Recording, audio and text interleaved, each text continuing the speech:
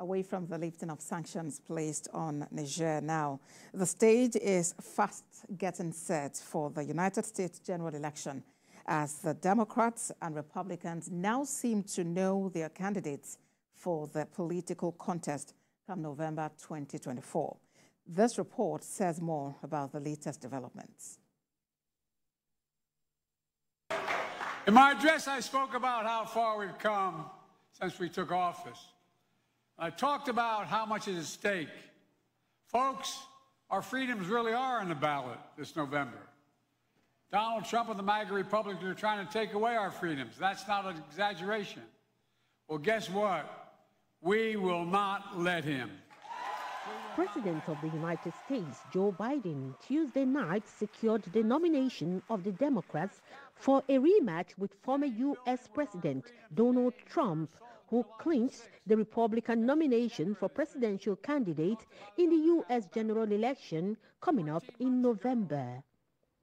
Last week's Super Tuesday's election saw Joe Biden and Donald Trump dominating the election map, putting both men on winning a majority of the delegates needed to clinch their party's presumptive nominees.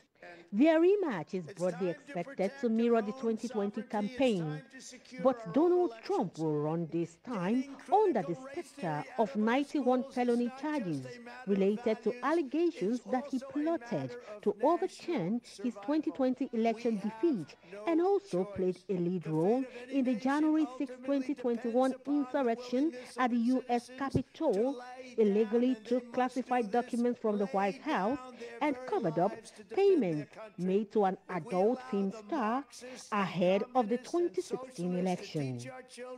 To hate America, there will be no one left to defend our flag or to protect our great country or its... Unlike Donald Trump, President Biden never faced a well-funded challenge in the primary with Minnesota Representative Dean Phillips, his lone rival in elected office, who dropped out and endorsed him last week.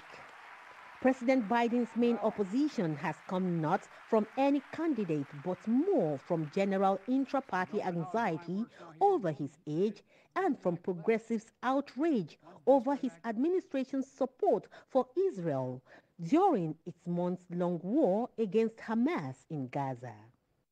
The president has also come under some scrutiny as a result of the release of special counsel Robert Hur's report, which concluded that Mr. Biden mishandled and improperly disclosed classified information after leaving the vice presidency, but no charges were filed. A lot of love on January the 6th.